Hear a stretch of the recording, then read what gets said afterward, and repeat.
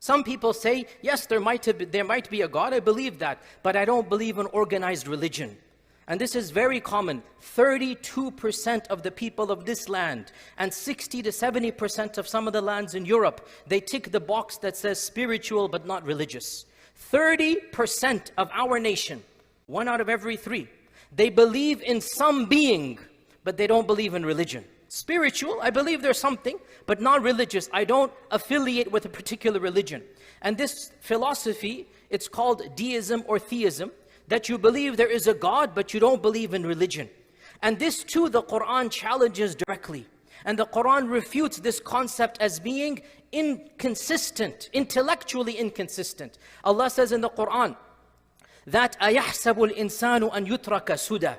Did man think that he would be left after being created without being given guidance? Did man think he would be left without any guidance? In other words, the perfection of the creation indicates that the Creator is active in our lives. He's not a passive God who created us and then left the world. No, the way that He created this world indicates He is an active God. He participates, He takes care of, He answers. So how could such a God take care of our physical needs and ignore our spiritual ones? How can the world be created so perfectly, such that every single atom of creation is in harmony and perfection? Every aspect of our physical lives is taken care of. And yet, the spiritual question, the question of why we are here, what is the purpose of life, what is right and wrong, what will happen after death, how can those be ignored? In fact, it would make more sense to ignore the physical and concentrate on the spiritual. But Allah has ignored neither, and Allah has neglected neither. Allah has taken care of our physical and of our spiritual and intellectual well-beings. And that is why Allah sends the prophets and the messengers to communicate with us. We believe as Muslims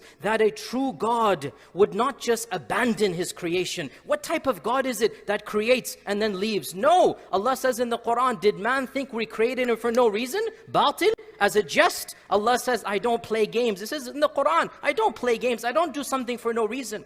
So the fact that we exist in such perfection is an indication that there is a reason for existence. Now, how do we know that reason? Allah must tell us, and He tells us via prophets and via messengers. And that is why we as Muslims firmly believe that if you believe in a God, you must believe in religion as well. To believe in a God without religion is to not believe in a real God. This is an imaginary God. A God, by definition, will be involved in the spiritual well-being of His creation. And that is why religion is a necessary part of life. It informs us of the purpose of life. It tells us why we are here. It teaches us morality. Without religion, by the way, and study your philosophy, without religion, there is no ultimate morality. Any action, any lifestyle, any deed can be justified intellectually if you remove God from the picture. Only with God and only with faith do you have morality, do you have civil society, do you have identity and community. If you reject religion,